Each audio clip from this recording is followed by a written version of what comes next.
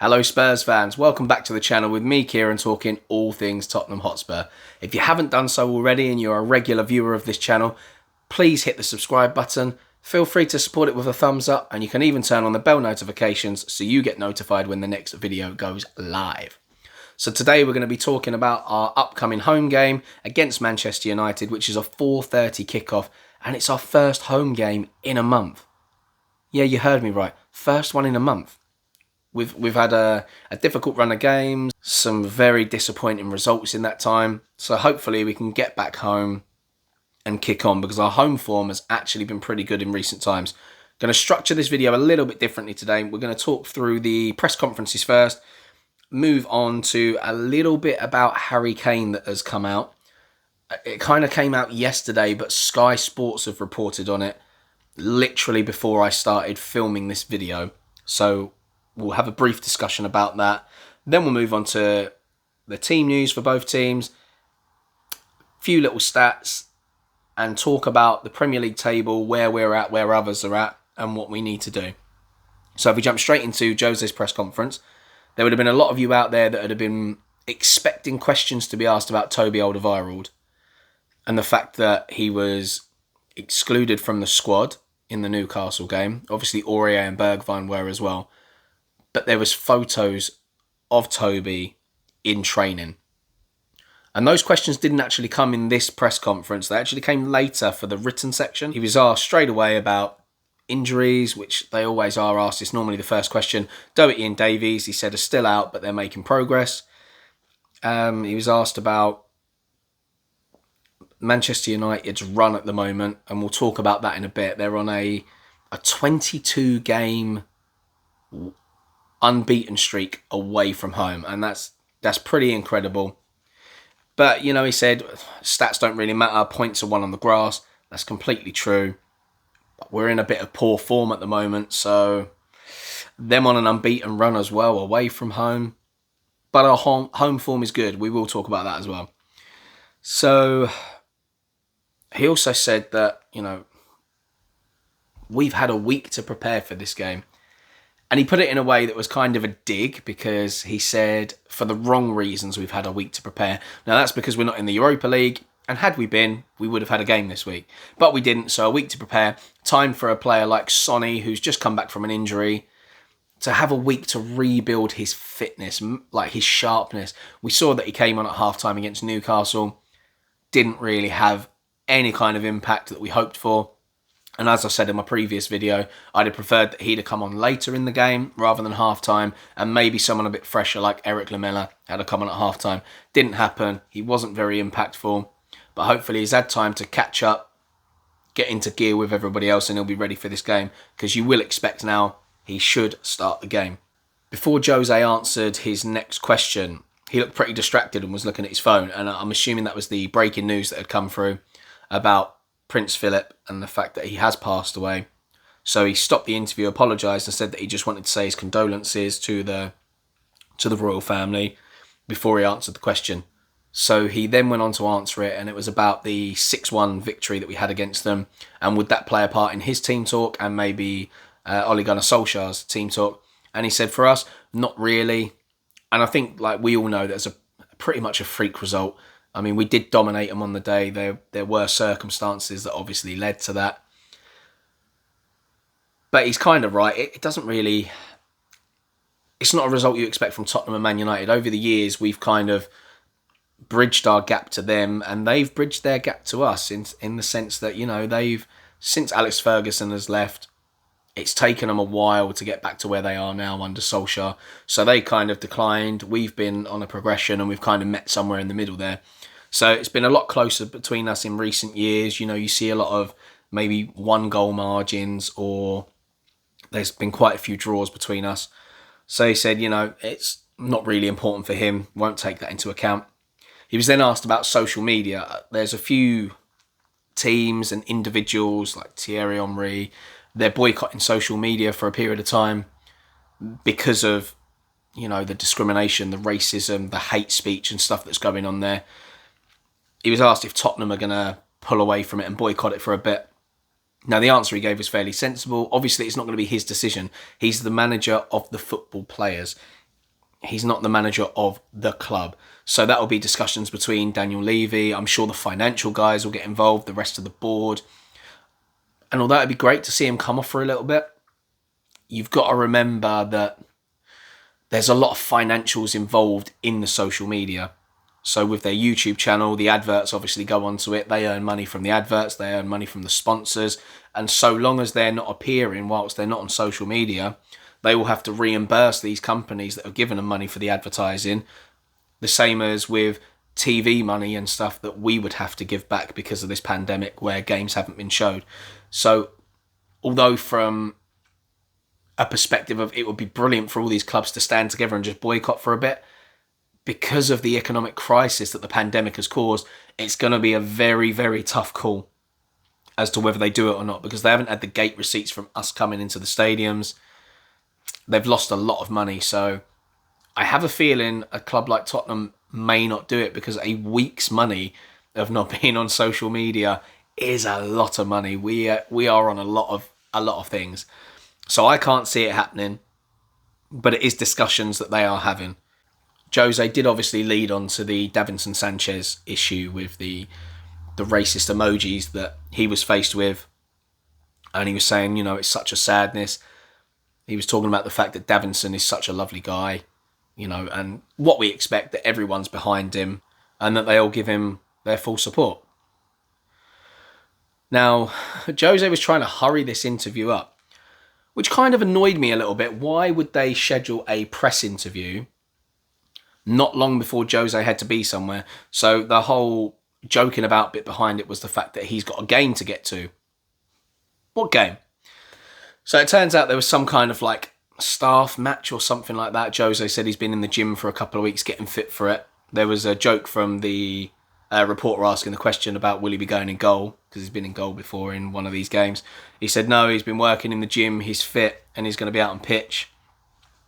So it's a bit strange for me. They were trying to hurry up the interview so Jose could go play football, and he said he's going to be late. Who cares? He's there to manage Spurs. I don't care about him playing football. This is an interview about your team that is struggling at the moment, and the fans deserve better. They deserve answers. So forget about your bloody game. But anyway, the question that was asked was about, the fact that Man United is his former club, and is it special to play them? And he said it's always special to play Man United, not just because he's managed them, but because they're a club with great history. He was saying that he's played against them with pretty much all the previous teams he's managed, yada, yada, yada. Very unimportant question. He was asked another question about the social media, because as we know recently, Jose has got his own Instagram page, which has been quite funny. It adds a lot of joy. And he was asked if he personally was going to boycott social media. And the answer pretty much was no. He hasn't really thought about it. And I can kind of see why. He has fun with it, and he uses it in a very harmless way. It's a lot of joking about with him. It's not a very serious page. And I think the way he's putting it is that he's using social media responsibly. He's having a bit of fun. There's no hate speech and stuff like that on there. It's his personal page. He doesn't see that he's going to come away from it, and that's fair enough. Same as I'm not going to come away from my social media, because I don't put the hate stuff out there. And I'm in a situation where little old me doesn't really make a difference. Facebook, Instagram, Twitter, YouTube, they're not going to miss me if I boycott. It needs to come from the bigger areas, Anyone that essentially earns them loads of money through advertising, they're the people that need to come off it, because that will hit them hard. But the only way to get out there and tell people to come off social media is to be on social media to tell them, because that's how we all live these days, unfortunately. There was then another question about the royal family, asking if they put the great in Great Britain.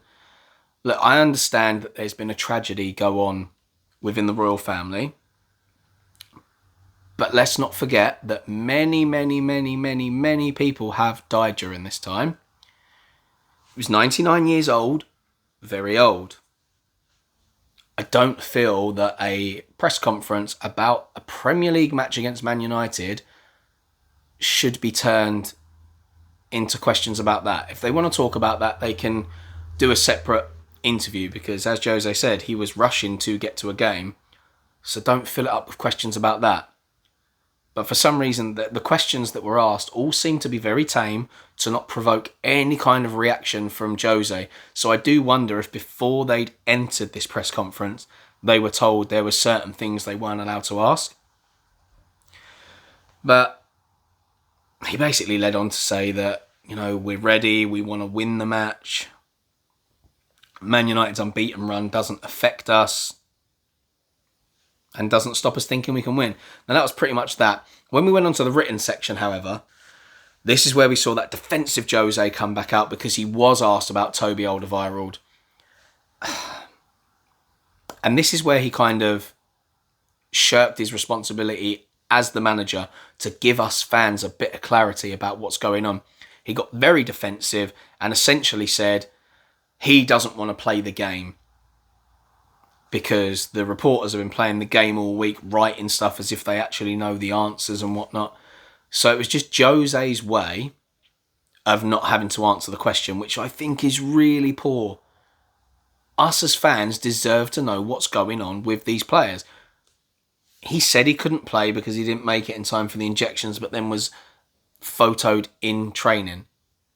He was asked the question, got defensive. He's essentially saying that the journalists have come to their own conclusion over the course of a week, and it's been written about all week, so he doesn't feel like he should answer it. I mean, what a cop-out. So that the written section just basically became very cagey and a horrible atmosphere. So there's not really much to take from that. Now we'll move on to a concerning piece by The Athletic, which are a media outlet. And it's about Harry Kane. And I normally don't take things too seriously until they're confirmed by the player or the club. And I wasn't going to say anything, but literally just before I pushed record for this video, it came up as breaking news on Sky Sports, and they're going to continue covering it.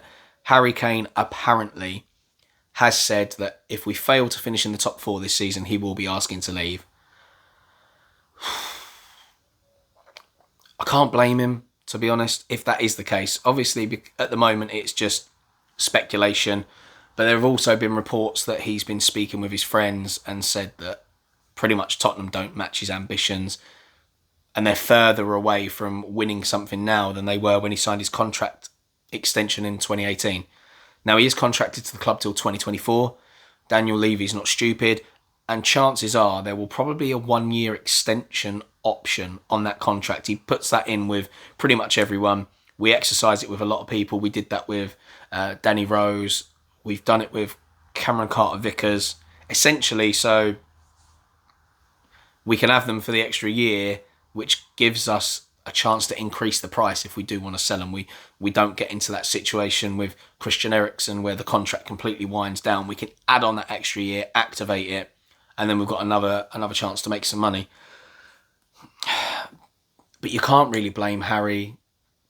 He's done a lot for us in the years since he rose to prominence.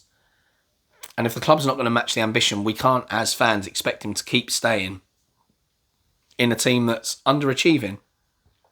Now, by the sounds of it, it's not Jose that he has a problem with. And I don't see why he would anyway. He's been playing great football under Jose.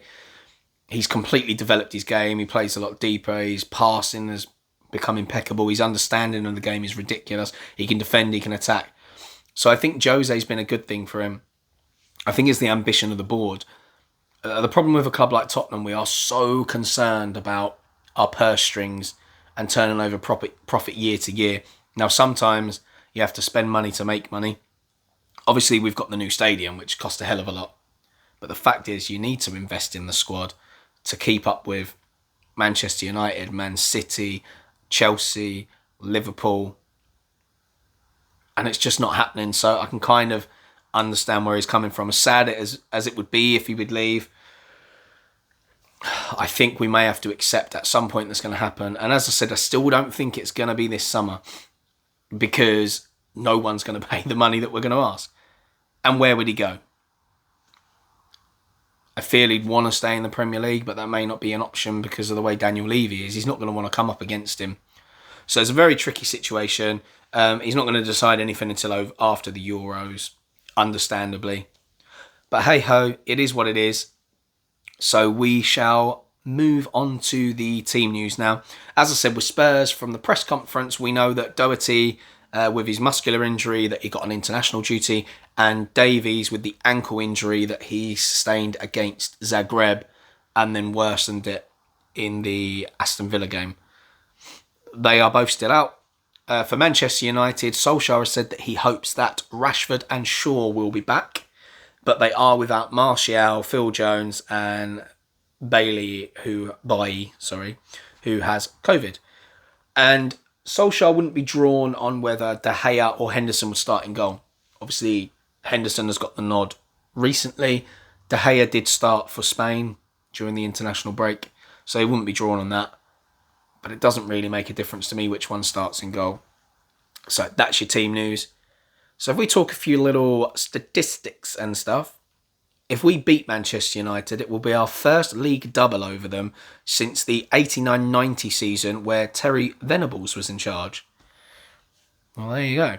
If we look at head-to-heads, the last 5, it's pretty even between us. We both have 2 wins, and there's been a draw in there, so for our wins, it was the 6-1, the 3-0. Their wins were a 2-1 and a 1-0, and the draw was a 1-0. Now, what I find interesting about that is, when we beat Manchester United in the last 2 games, we've put 9 goals past them. They're a lot more difficult to beat this season. Solskjaer's done a very good job at shoring them up. But somehow, we still have the second best defence in the Premier League, which is crazy, considering how poor we've actually been. So we don't ship many goals, but we don't score enough goals. But apparently against Manchester United in recent times, we do. So who knows? That could be a good omen. So let's talk about the table. We're currently sitting in 6th on 49 points. Manchester United are 2nd with 60 points. We know that if we'd have beaten Newcastle, it would have temporarily taken us into 4th. Then West Ham obviously won their game, so we'd have been 5th again. Now, if we win this game, potentially, if we take the table as it is now, we can go 4th. So in terms of the table, it is a must-win. And this is the reason why. If we have a look at the teams around us, Everton have a game in hand at the moment. They're going to have 2 games in hand after we've played, because they don't play till Monday, I don't think. They play against Brighton away. But you would expect that Everton will probably win that game. And then if they win their game in hand, they will definitely go above us. So Everton are still a massive threat. West Ham, however, play Leicester, which is going to be a tricky game for them. But if they can get through that, I mean, that's a hell of a feat for them. So West Ham, again, could stay above us. Chelsea play Crystal Palace. They are playing away. But again, you would probably expect them to win that game. So Chelsea would stay above us. And Liverpool are playing Aston Villa.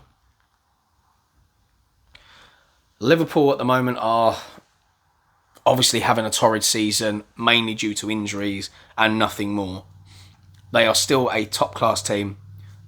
They are still in the hunt for top 4. Do not mistake them for a second. Very much a threat.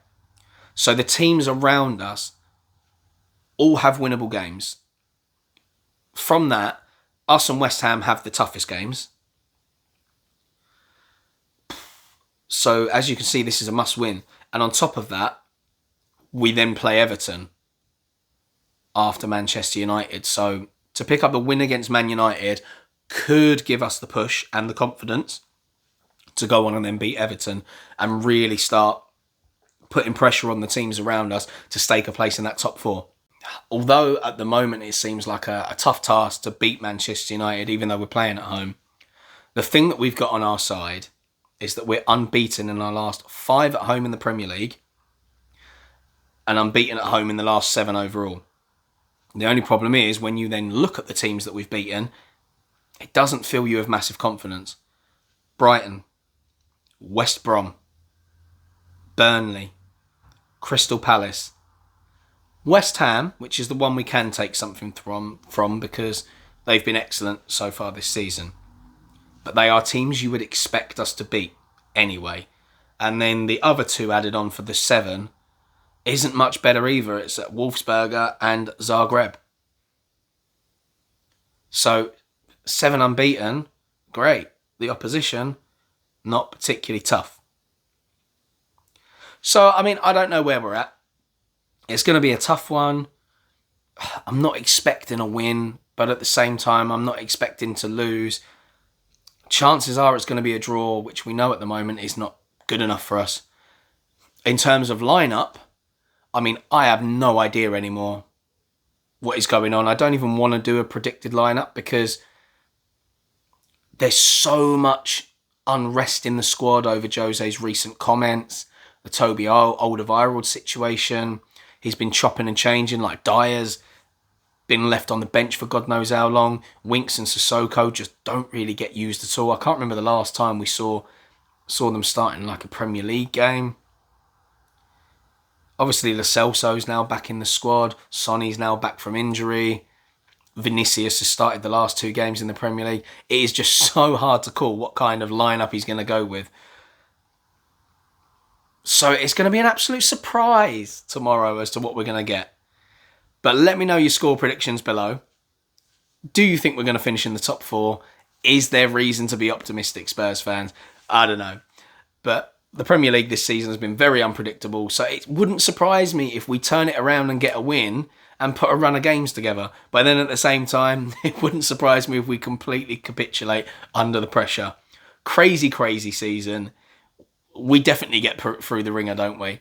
So anyway, that's the video for today. So I just want to say thank you for sticking around for that. It's a pretty up and down video, some good things to take from it. Unfortunately, a lot of negative to take from it, from, our recent performances. But hey ho, I'm now going to sit here and continue to eat chocolate from the Easter weekend because that was the best thing about the Easter weekend.